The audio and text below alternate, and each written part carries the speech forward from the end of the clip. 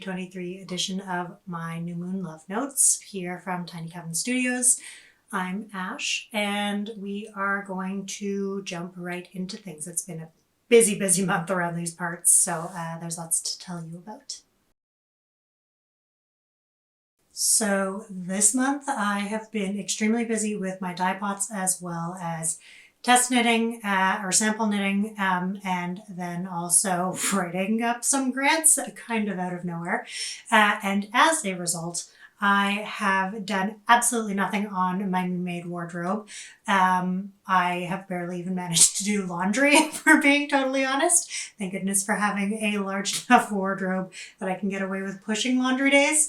But yeah, it's been a little busy around here. That being said, I do want to show you some skeins of sock yarn that will eventually become part of my wardrobe. It's going to be a long time before I can actually stick them on my feet. This is marigold dyed with homegrown marigolds. It's so sunny and so lovely. That's actually the pot that you see with the marigolds floating around elsewhere in the video. Or in this month's love note. And so this lovely skein is going to end up becoming the sock sample for the sun as part of our final volume for the Major Arcana Tarot socks. So that'll be coming out in July. And then I have schemes for several of the tarot socks to go into a larger installation. And so that means that they're probably not going to be on my feet for an extended period of time. But part of that has also included snagging both of these. And you might kind of notice like, oh, that looks similar to this color. And that's because they are both dyed with Black Knight Scabiosa, aka my favorite dye plant at the moment. And so this is from my homegrown one. This is the second out of three skeins that I ended up getting dyed with it. And so one was for pre-order, but there will be one skein that ends up in the shop update that was dyed with the Black Knight Scabiosa that was homegrown. I also managed to get a couple of pails from Jennifer from Big Oak Farm at the end of last season. And so that was fantastic. And she'll hopefully be able to grow even more for me this year. But it's one that I really love having in my own gardens at home because it is where the bees like to nap and they're just beautiful. And the color alchemy is just fascinating. Like this comes out of a purple pot. So I don't know, it's such a cool plant. It is fascinating. You can actually find my recipe for dyeing with it as well as samples from this year's dye pots, and then a whole bunch of more information about the flower itself in the color journal in the Creative Coven community. So this is going to end up becoming another sample of, I think I'm going to do the lovers. I'm going to reknit the lovers in this pair. And then this was yarrow dyed. And so the yarrow came from my friend Margaret's field, her land. She dropped off some yarrow for me kind of mid-season. And so this again was the second one that came out of a pot. And you can do yarrow without iron. I enjoy it with the iron because you get these really delicious greens. And so again, one of the skeins was for a pre-order, but there will also be another skein that ends up in the shop update. So I got 3 skeins out of it. As well as a little bit extra fabric, which is going to be fun. It's going to end up in a quilt. Or maybe something else. Haven't quite decided yet, but those are my 3 skeins that will someday end up in my own sock drawer. And in the meantime, will be samples for some projects. So on my needles this month has primarily been this large project that is honestly so close to being done. It is a sample for Sanctuary, and it's actually going to become a pre-release, and I'm doing it as a collab with Brooklyn Tweed. So this is their Dapple yarn. And the reason I was excited to use it is because it's their US merino and US grown cotton, which is cool because we can't grow cotton up here. Of course, it's too cold of a climate, and we don't have the processing facilities in Canada. And so the fact that this is made entirely within the States and is a blend of the cotton fiber and wool is neat. It creates a really lovely drape. It's like nice, especially for folks who don't live in weather or climate that is as cold as I have. Then it's a nice option if you're looking for something that has a bit more drape. It has meant that gauge has been interesting as I've kind of gone along with things. I've had to make a couple of adjustments, fix the math on it, but my hope is to have it finished off soon and then have the pattern off to my tech editor, and then we'll be doing test knitting prior to releasing the pattern sometime in May. But I'll show you, it's obviously still on the needles, and so you're not going to get like a proper look at it, and it needs massive blocking, but it's going to be a bit of a shrug situation. And so it's just going to be like cozy and drapey and delicious. And once I've had a chance to block it, this is going to be rolled hems all the way along. It's just going to be like this cozy kind of overlayer-esque thing that you can put on. And I currently have it sized across, I think, 10 sizes. Because I actually, rather than just going with like a general shrug that's like, yeah, it fits on lots of bodies in like very loose or not ways, I actually opted when I was doing the grading to go based off of the back measurement. And so you can choose your size depending on how, big or loose or not loose you want it. But it is actually sized so that it will fully come across the back or be like half of a chest measurement. But again, it's like meant to be very like not fitted. So whether you want it to have negative ease or positive ease or no ease, it'll be pretty easy, I think, to size accordingly. And so, yeah, I'm going to take it off before I end up accidentally knocking all the stitches off because the upper edge has a lot of stitches on it. But yeah, that's what's been on my needles. And it's so close to being done. If I was not in the midst of dye pots, it would have been done this week probably. But it's just a matter of like fitting in the stitches in between. The one thing that's really good about it is that because it's reverse stockinette and stockinette, it's really easy to be knitting on while I'm doing other things. So actually while I've been editing the Creative Coven videos, I'll have those running and be knitting it and able to watch the screen while I'm working on the sample. So that has been convenient. It's got oodles of short rows. So if you love short rows, it'll be a good option for you. And so yeah, should have it off of my needles soon-ish, and then we'll see about when I can get the test knitting sorted out. But yeah. So I just wanted to share some of the dye plants that I plan on putting into the ground this year. It's still a little early. We can't reasonably be putting things into the ground without worrying about frost until end of May. So starting things too early is a bad idea. So I probably won't be starting things until next month. But this is just a little kind of view into all of the seeds or most of the seeds that I plan on starting for my dye gardens. I also have some plug packs as well as, of course, last year's perennials and self-seeders. I had to mute this track because I had Sam Smith playing in the background, but I just wanted to show some of the delightfulness that has been happening in my dye pots this month with my dye harvests, the local dye harvests on Slavic sock, which will be in the shop soon. So I just had to give y'all a little sneak peek at the sock yarns that came out of the Slavic sock local harvest pots. This is the result of the last week of like binge dyeing with multiple pots on the go pretty much nonstop. And that's because I'm doing small pots. So instead of doing sweater lots, all of these are just like complete one-offs, not replicable, which is really exciting and the thing, honestly, that I love about doing these sock ones. So we've got about 50 skeins here. I think maybe a little more than that. 1, 2, 3, 4, 5, 6, 7, 8.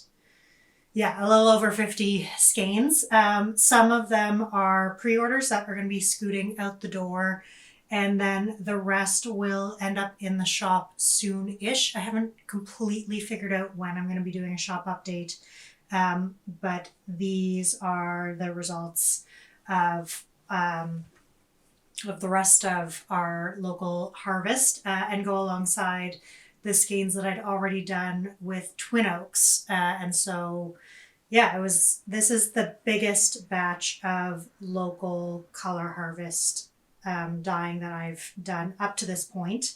And that's also just because I started growing more this year and was able to source more. And so, yeah, it's like really, really satisfying. Some of the results are not that shocking, like we've got a lot of yellows and greens, which is typical for our climate, but also the range of the yellows and greens. Like whenever people are like, oh, those are boring, I'm like, you're not actually, I'm like, I know that you can't actually see the true variation and nuance of each of these individual skeins, but having them here in alignment with one another allows you to at least get an idea of just how varied the true range is of what is possible. And I think that's really, really cool. But also we have these like lovely super pale blues. We've got some really great grays and near blacks. There's of course our oranges, and then lovely, really warm tones from black walnut, which I just realized you can't actually see here. I'll fix that. But yeah, it's a really, really exciting color palette to me. And so I'm excited to see what they end up turning into as well. There we go. There you can see. Pretty cool. And then alongside the local color harvests, I also have a lovely rainbow of pasture decay, and all of these are going to be in sweater lots that end up also in the shop. Whenever I do that shop update with the sock skeins, we'll have some sweater skein or sweater lots of pasture decay to round out what is currently in the shop with pasture decay. I know that the colors have been kind of picked over for an extended period of time just because it took a while to get stuff back from the mill. And so now we're going to round things back out with some really nice, bright, fun colors, as well as some really lovely pastels. And so, yeah, I'm excited to see what ends up happening with these skeins as well. I've got some sweater plans of my own on the horizon, but also all of the Kutch patterns, shawl patterns, can also easily be knit with pasture decay. And so you just need 4 skeins if you're going to be knitting a shawl pattern. But if you're, you haven't had a chance to work with it yet, then I would, recommend grabbing a skein for like a hat or a pair of mittens, or, a single skein project that is, that's listed as a DK, but it's really a heavy DK. And so for a lot of those commercial superwash worsteds that are on the market, and that a lot of patterns are being written for, this is a really good substitute yarn because it ends up knitting up to a similar gauge just because of the amount of loft and then bloom that happens thanks to it being a, not so heavily processed and just really lovely, yummy yarn that has a really flexible gauge. So, yep, that's what's been happening in my dye pots. This is why I have been so busy and why I have been basically living in my studio for the last chunk of time. So So this month has been an interesting one because on the one hand, it's been way more full than I was actually anticipating. I knew that I was expecting to have Creative Coven, video editing to be taking up a huge amount of my time, but then yarn that I was expecting back from Mills last summer arrived like one after the other, right kind of as we were um, heading into February. Things kind of arrived like around end of January. And I like both didn't want to be sitting on it because I don't like having undyed yarn sitting around if there's not like a pretty specific time frame that I'm expecting to use it. And then also because I had been waiting on this for so long, there were pre-orders that I wanted to fill like right away, of course. And then also just like general folks, wondering when there's going to be fresh stuff appearing. And then with Slavic socks specifically, I had held off on about half of my annual, actually more than half of my annual color harvest prep and results in order for the Slavic sock to arrive and for me to be dyeing the skeins with that. And especially with the harvests that were really tiny, I didn't want to risk prepping those pots in advance to get my mini colors and then not having enough for the Slavic sock. And I also didn't want to waste, like if they were going to be quite small pots just to be dyeing up the mini colors, I didn't want to waste potential dye if there wasn't going to be a way to, be using up the rest of them. So then I ended up with my dye pots taking up a huge amount of my time. I was binging dyeing. I got the skeins of Pasture DK like mortared and scoured within, I think, 3 or 4 days. And then knew that I was going to be getting Slavic sock like imminently. And so then I was like, okay, do I hold off on getting the Pasture DK through the dye pots so that then I have space in my drying racks? Or do I start the Pasture DK because I'll be able to move those sweater lots through quickly enough to then do the Slavic sock? And so that is actually what ended up happening. There was a little bit of overlap, but for the most part, I managed to get both of them pulled together. And so now I'm almost done with the Slavic sock. And once everything is dried and labeled, then I will also be trying to figure out when I'm going to pull together a shop update. Also behind me, you can see these lovely little skeins of color. Those are the silk embroidery thread mini skeins that I had been dyeing as well alongside my my color harvests or harvest colors. And so then also winding up those mini skeins, getting those sorted out. So there will be these silk embroidery threads, Slavic sock and Pasture DK, all that are going to be ready for a shop update soon-ish. But of course, also right now I'm in the middle of getting Creative Coven ready to launch or relaunch with its refresh. And the amount of like time that goes into just prepping for shop updates in terms of just the photography and shop listings is a huge amount of time. But then also like, doing a good job with telling you all about it is its own beast.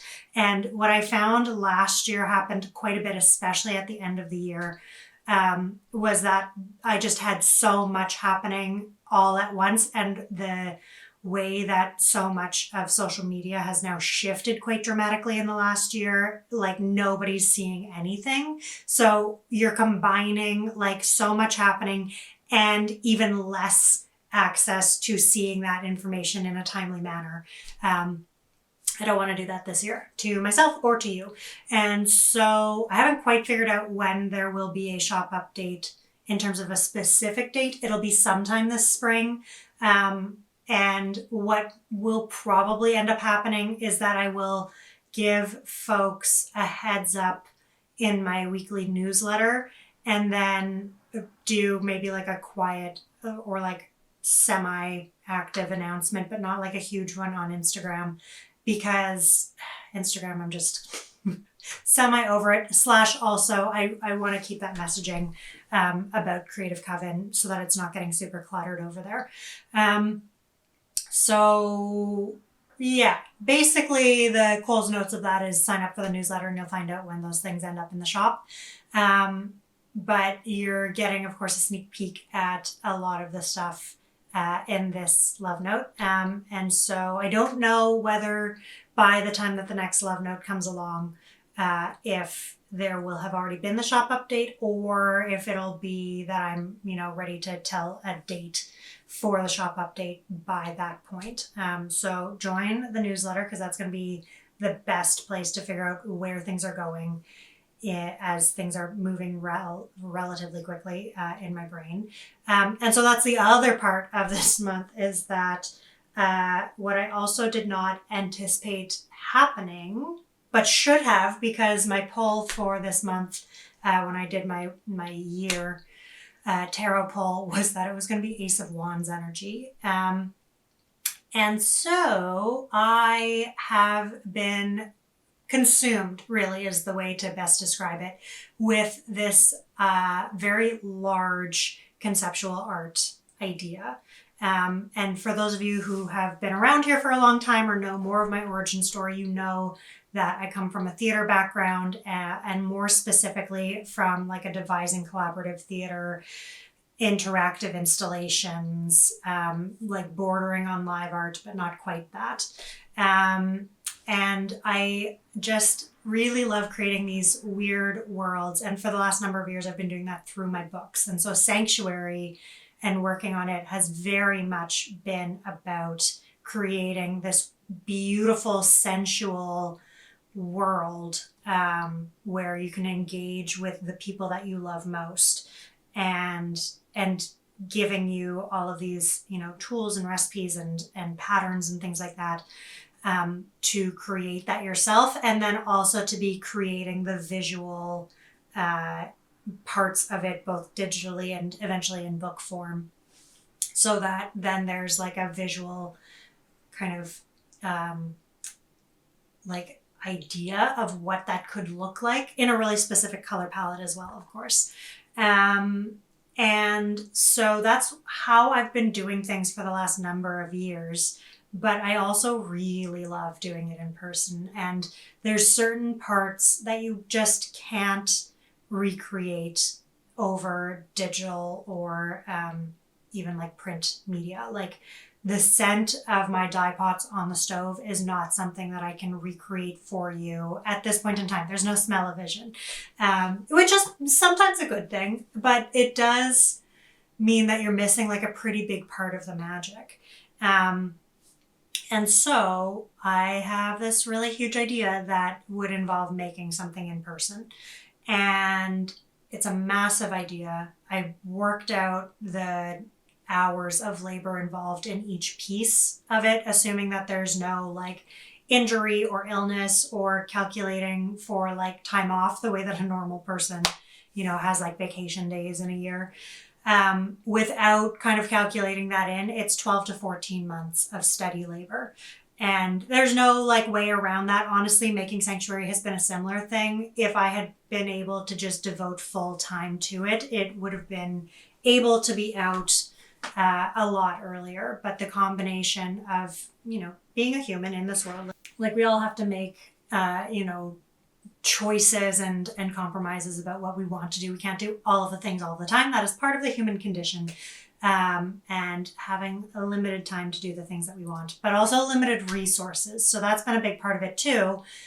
Actually, a driving part of it is that in order for me to have time to be building these things that ultimately, if they pay for themselves, they pay for themselves much later, is that I still have to pay my bills. I have to pay my mortgage. I have to buy groceries. I have to cover utility bills. I have to, buy Willow dog food and take her to the vet and things like that. And so even if I could have time to be building these things, I still have to be doing a lot of other work in order to be bringing in the money to then cover those base expenses. And fun little factoid, as a creative who has done this a lot of times now and who has used like Kickstarter models for projects. I've used Patreon before. Now, of course, there's the Creative Coven community, which is kind of my very version of both of them, where it's your way of supporting different projects if you want to support my work and the different projects and get something out of that in terms of extra resources, in terms of time with me via our monthly knit nights, in terms of special bonuses and exclusive shops and things like that. Basically, I took the things that I liked about Patreon and Kickstarter, combined them both, and created the Creative Coven community. Because that way also I'm not losing nearly as much in terms of fees. Fees for those sorts of things can really eat up, like if somebody's trying to raise $8,000, say, $800 of that literally is going to fees. It's about a 10% amount between the different fees that you are paying. Whereas if it's, hosted on my own website, then I have my website fees and the processing fees from Stripe. But beyond that, it's a little bit more reasonable.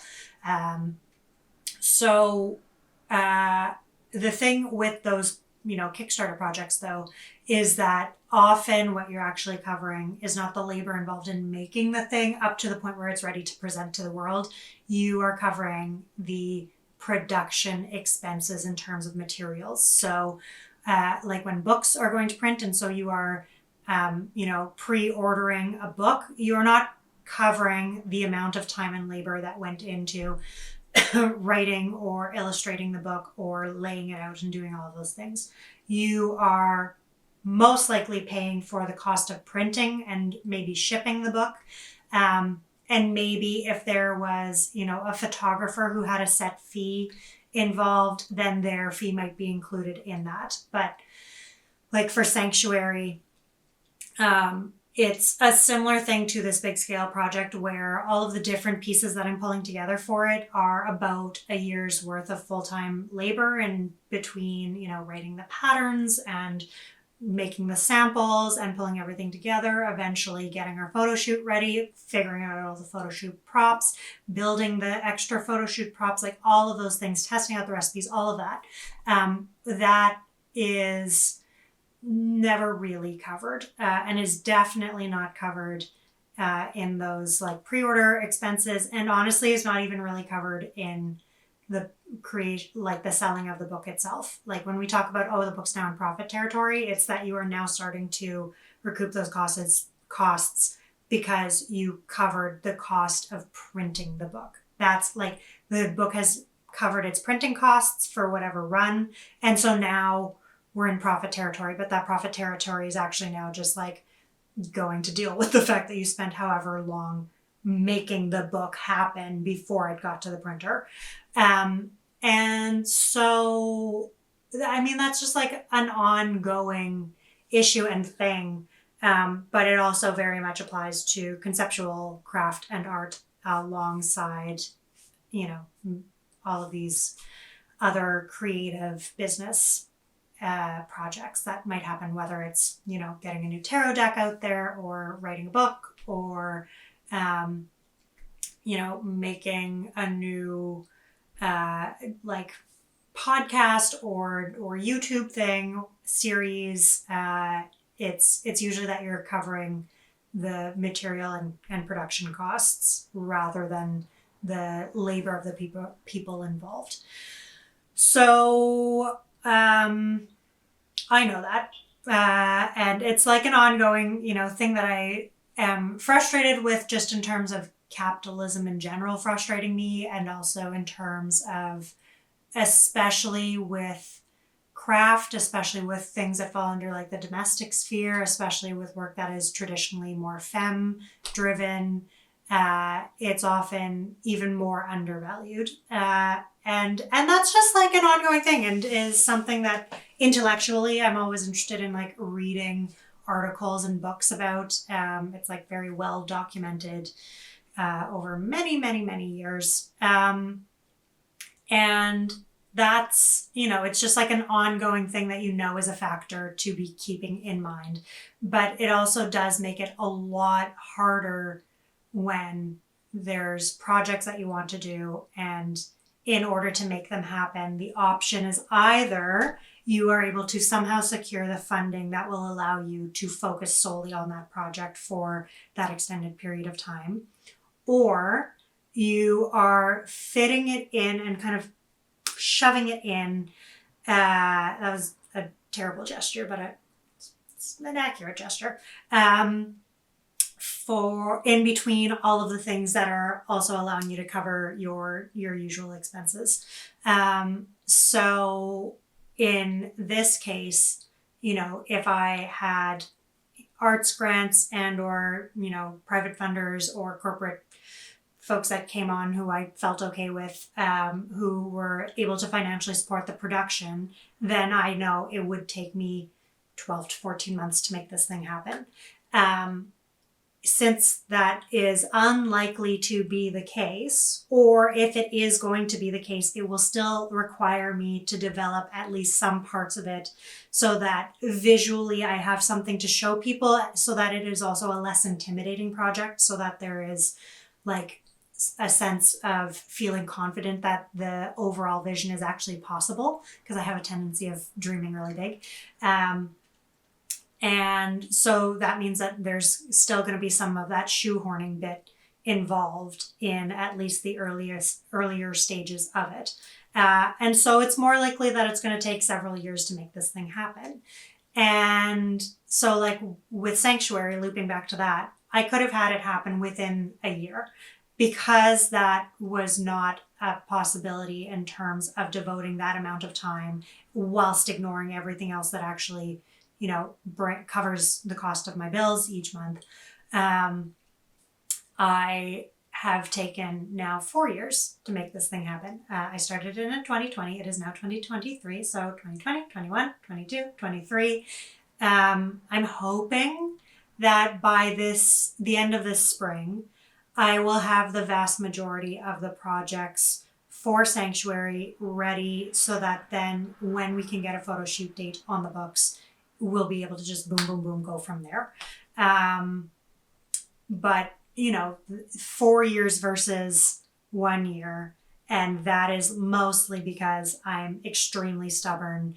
And so figure out ways of making that happen. For probably, honestly, a normal person, it would be like a 10-year thing because they would have other lives. Also, I don't have kids at this point, so I can actually give more of my time to my creative projects. There's lots of things that get in the way of us being able to accomplish something quickly.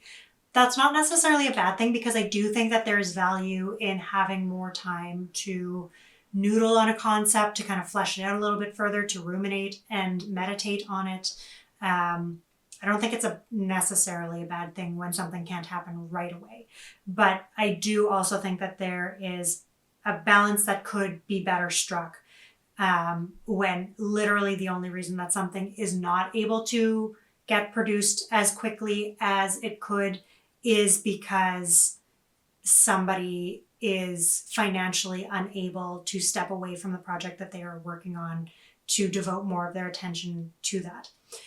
It's funny because as I'm saying this, I'm reflecting on how that overlaps for my students in the Creative Coven, which is also why with the Creative Coven, I don't actually advocate ever somebody just jumping full hog over into doing knitwear design and abandoning whatever their income source was before. I think it's actually very valuable to be slowly building your business in a way where you are maintaining control or more control as you're going along.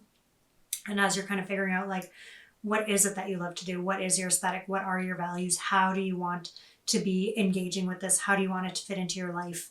How do you want to be engaging with your audience? I think that it's a beneficial thing to actually have more time to be figuring that out and to not just immediately go viral and suddenly have this like gigantic behemoth of a thing that you didn't have enough time to understand and get your kind of feet underneath it.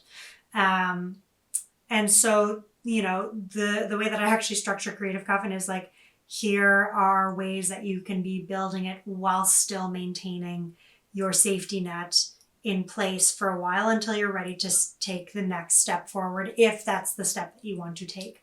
But I am at the point in my career and in my practice where I know the things that are the directions that I want to go in, and the ways that I want to be, making moves and making my practice and making art for you all and making these worlds.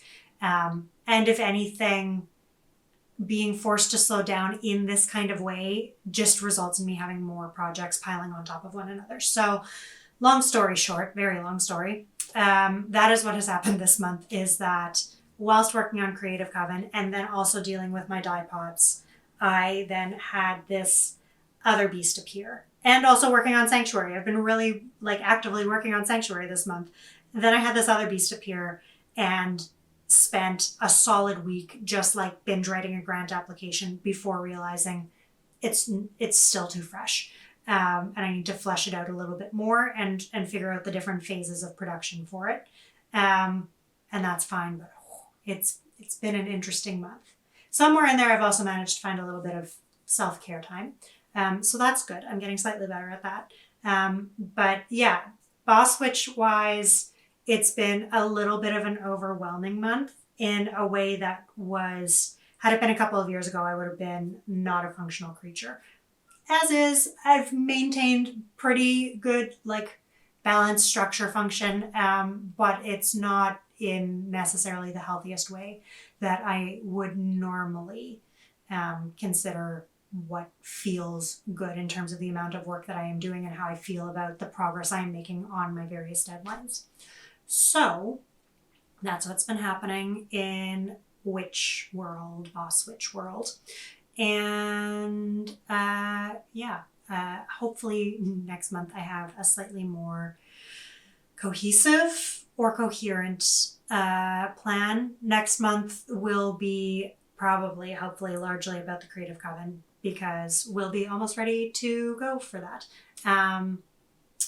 You can also join us for a free month in the Creative Coven community with code Playtime, because in April we're actually going to be celebrating my birthday with another live round of the Creative Coven Challenge to welcome in all of the new students in the Creative Coven online design course. And so we're just going to have everybody kind of come together, play, get some new ideas, and then the Creative Coven students are going to be able to jump off of that from the swatching challenge and immediately go into 8 weeks of live Zoom calls so that we can actually take those swatches and make them into a real thing.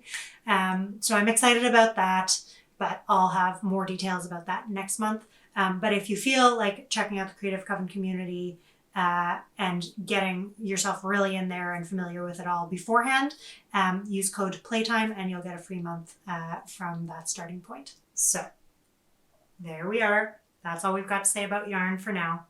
Next, we're going to talk about what other tools you need besides a furry assistant. Furry assistants are mandatory, obviously.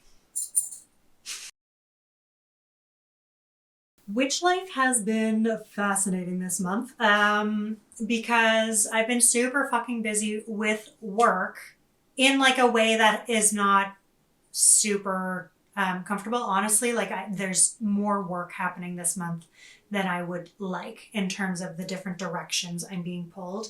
And I literally this morning was sitting and looked around me at my desk and realized that in every direction that I looked, there were reminders of the tasks that are gargantuan that I have to do in the next couple of months.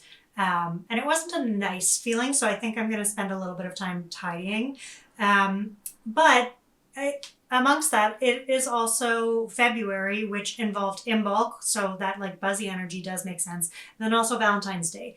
This month in general for many years now has been my sink into a little bit extra self-care mode. And I think that Some of that is just because I spent a lot of years single during Valentine's Day. And so I kind of like built up a good little like, here's what I can do that feels good for myself. And like, I can do those things regardless of whether I'm in a relationship or not. And then also because it's a long fucking winter here. And so by February, I need a break.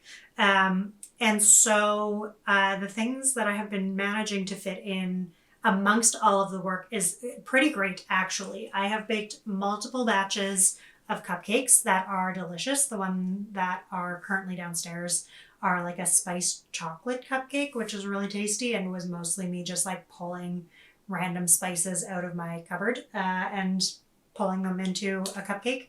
And then I have also, so on In Bulk, I made this project, which is a kit from Zoe Frost, Junebug and Darlin, and it's the Take Time to Heal cross stitch. And it's one of Zoe's early designs, and I had the kit for a bajillion years. And then on In Bulk, I just decided that it was time to make it. And what I actually ended up doing was I replaced all of the DMC cotton thread with similar colors of my naturally dyed silk threads there. And this is a Tussa silk, and I am in love with the Tussa silk. There was another silk that I ended up dyeing later that I'm not quite sure what silk exactly it is, because in both cases they were kind of like dead stock people clearing out their stashes. And the Tussa silk takes the dye a lot nicer. So I think if I end up making this silk embroidery thread a more regular thing, I will be hunting down a good source of Tussa silk. But anyway, it's the perfect size for like a 2 thread of DMC. So if you're a cross stitcher or embroiderer, you know that that's kind of like the standard amount that you're usually pulling through for your stitches. And so this thread is the perfect size for that. And so this up here was dyed with sumac, and then I have coreopsis, fresh leaf woad, and black knight scabiosa as my colors, and they just turned out so well, and it's adorable. And so now this hangs in my bathroom, and I'm really happy with it. I got it done basically within the day. There was a little bit that I had to finish off the next morning, but that's because I started it in late afternoon. So it was like a really nice way to just meditate on In Bulk, and felt also very appropriate for the energy of In Bulk. So yeah, so this now hangs out in my bathroom. And then I also finally, so I needed to make myself a fresh batch of face oil, and my skin's super sensitive.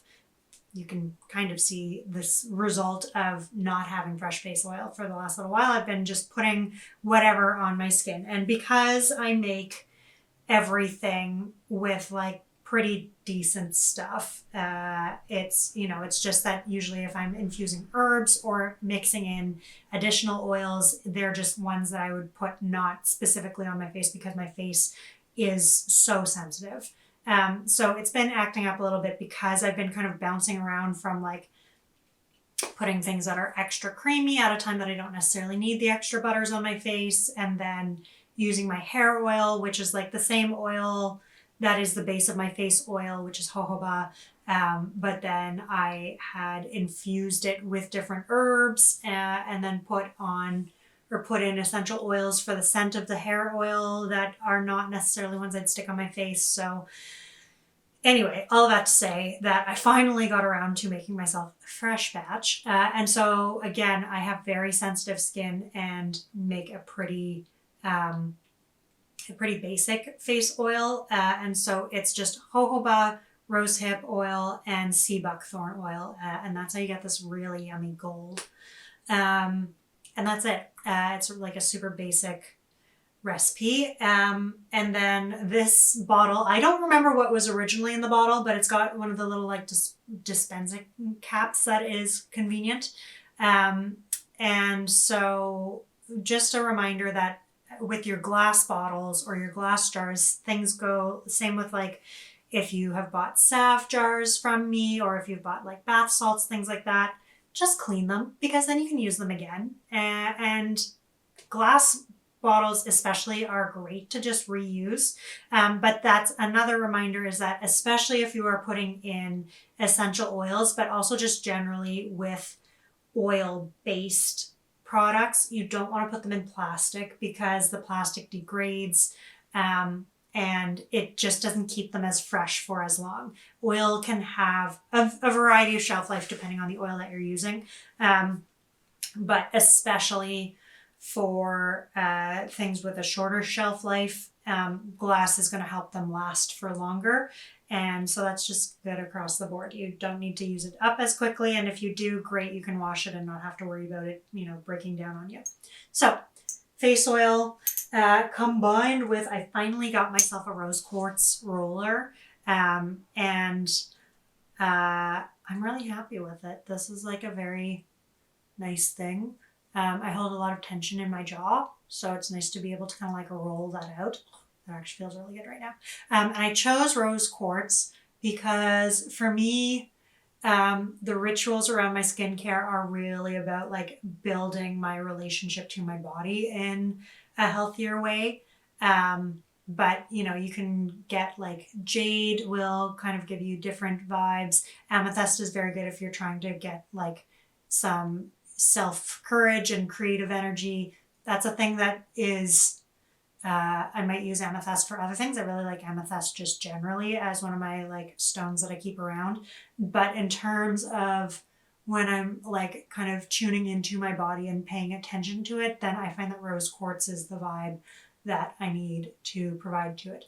So those are things that I have been doing nicely for myself recently. And then you might notice that there's like some scribbles on my hand. And that is because the tattoo budget is dismally non-existent and has been for an extended period of time and probably will be for an extended period of time. But Bic has finally caught up to preteen me and has made pens that are actually safe to use on your body. I always used to get in shit when I was a kid because I would doodle all over my skin at school, and then I'd come home and I'd have just like doodles all over my skin. And my dad would get so mad because, regular ink is not the best thing to be putting on the largest organ of your body. And so Bic has finally come out with body mark pens. And they're really cheap, and so it's just like a fun way of kind of messing around with things. It's like fun creatively for me to just doodle on my skin again. It also wears off really quickly. Like I did this earlier and then had a shower, and it's already faded in a lot of cases. So it doesn't last super long, which is also nice. If you have kids that are, really interested in the tattoos on your body, but you don't necessarily want them, or they're too young to be getting tattoos, then this is a fun way to kind of like engage with that with them. Or if they want to like draw on your body, then you can have them do that, which is super cute. And then also if you are just like planning out a future tattoo but aren't quite sure about placement, really convenient way of testing it out without actually committing full time yet. So it's a fun thing and is cheaper than a lot of the other like semi-permanent tattoo things out there. This, I would say, is essentially like in terms of how long it's lasting on my skin, I would equate this to drawing on your skin with a Sharpie. It seems to be lasting about as well, but it is okay for you to be putting on your skin relative to putting a Sharpie on your skin, which I have also done on multiple occasions. Whereas some of the other like semi-permanent ones actually last for like a couple of weeks depending on your skin. And so, you might actually not want something visible for that long. Like these doodles are fine, but if I had something that I needed to be recording, then I might decide that I don't want like a half faded tattoo visible. But it's also kind of funny because it's sort of like when tattoos blow out on your hand, which is pretty common for that placement. So that's kind of what I've been doing for myself.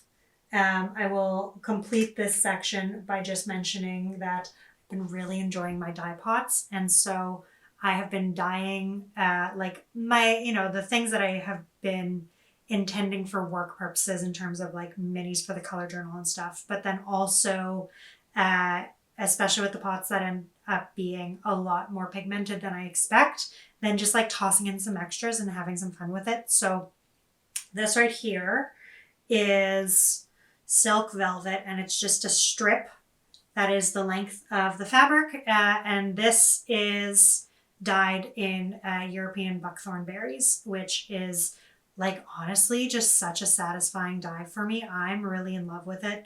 And it's incredibly invasive here. So it's a really great one to have in your dye pots. And just be careful about how you're disposing of things after the fact. Like this is not something that you then toss into your compost bin. But it's great for putting in your dye pots because you're actually helping to remove large quantities of an invasive species. So that is what I've been kind of doing for myself this month. And Willow is coming along super well.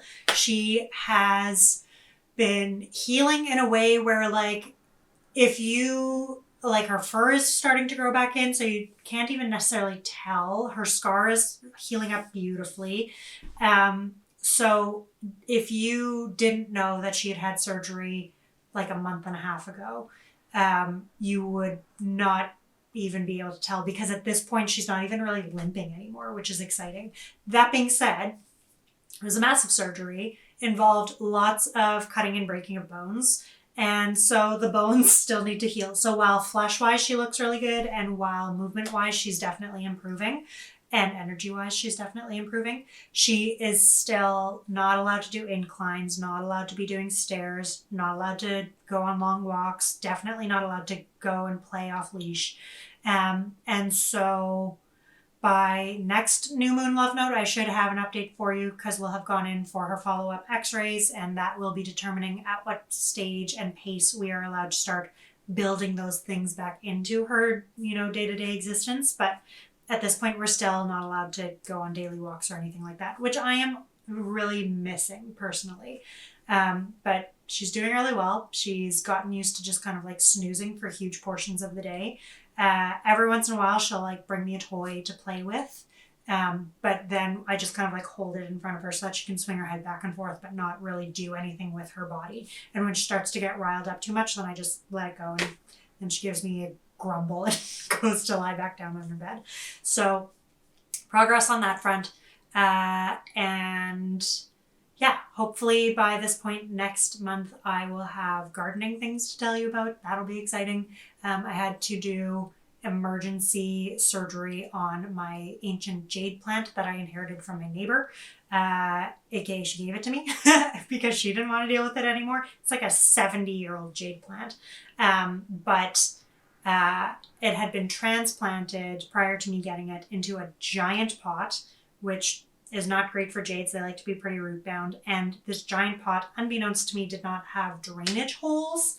And so he ended up getting root rot, which took me way longer than it should have to realize. So I had to like do emergency surgery, do a lot of pruning, repot him in a much smaller terracotta pot with solid drainage. And we are still in the stages of seeing whether he's going to recoup or not. I'm not 100% sure. I have my fingers crossed. Please cross your fingers for Ancient Albert, because he is majestic. And I'm hoping that he still has many good years of life. And yeah, jades are like magical things that can live for a really long time. So I'd like for Ancient Albert to live for a little longer if that is a thing that he is willing to do. So cross your fingers, light a candle. If you have any suggestions for helping jade plants to thrive, happy to hear those as well. But yeah, that's been what's primarily going on in witch life these days. So I realized last month when we did our first New Moon Love Notes, and I introduced you to the Teeny Tiny Coven, that I didn't actually show you the house that is the Teeny Tiny Coven.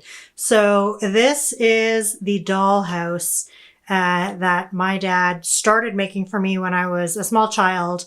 And then he finished it up as his pandemic project. And as you can see, it's very Anne of Green Gables. It's a 3-story because there is also, it's such a big one that I can't actually fit the whole thing in the screen easily here. It is a 2 full-story and attic Victorian dollhouse. And the way that it opens, because of its size, it lives on a chest of drawers. And so I actually can't show you the other side of it. So this is sort of the front, but as you'll see once I show you in, it actually goes all the way through. So the way that it opens is you lift the top up and then the front opens. And so you actually have this entire interior. All of the doors open. This here, I'm going to see if that'll stay. This up here is the bathroom, which you could see if you opened it up there, but you can also remove this entire wall to get into the bathroom. And so there's like corn pop ceilings, and there are there's magnets, which is not actually technically part of the original design, but my dad put magnets in here as well as up in the front so that then the pieces actually stay closed.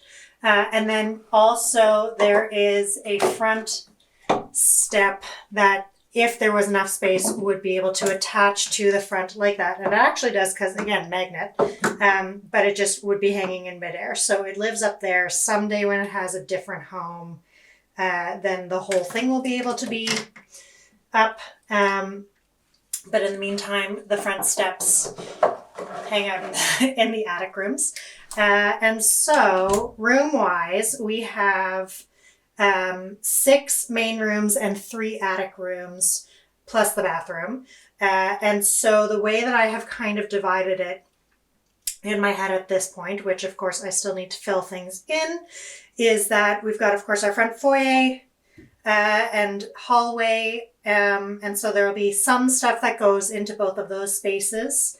This is going to be a studio and or secondary bedroom. I haven't 100% decided how Abigail Wren and her friends are going to live in the space entirely. But this is going to be a dining room space with like a sitting room.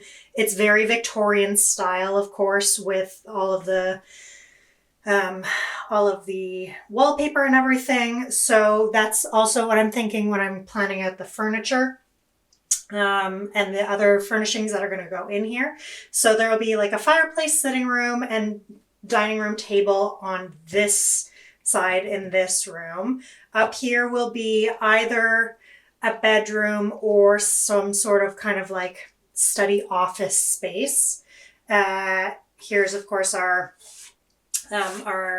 front hallway, which will have like some rugs, but not too much else really.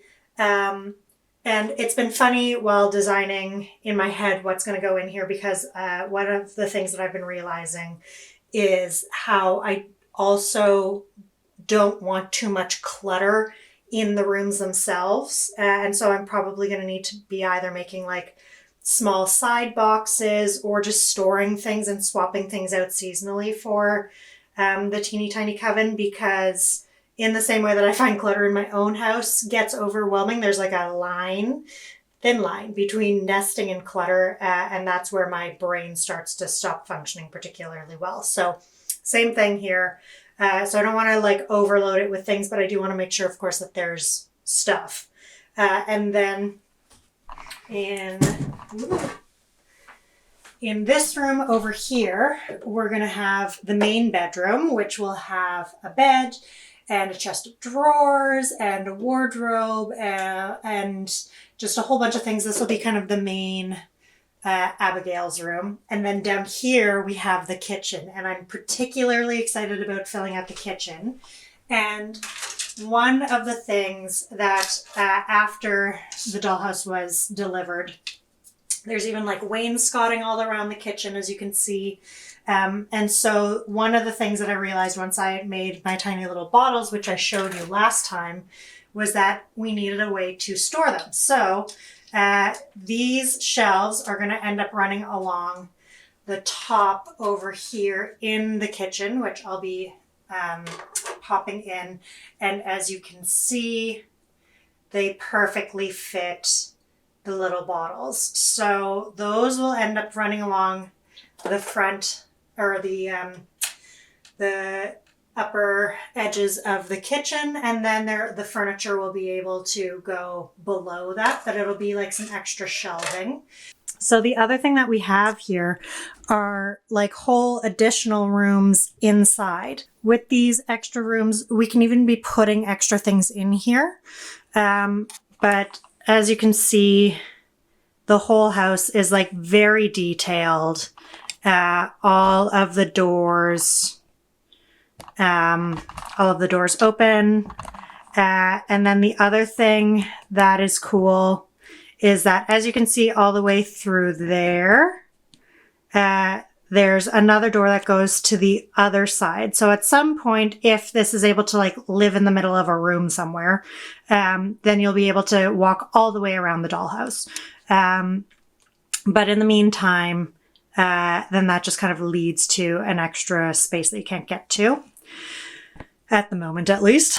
And then the other thing that I particularly am excited about is that all of these windows have little window ledges. So there's going to be like different plants and things, and maybe some bird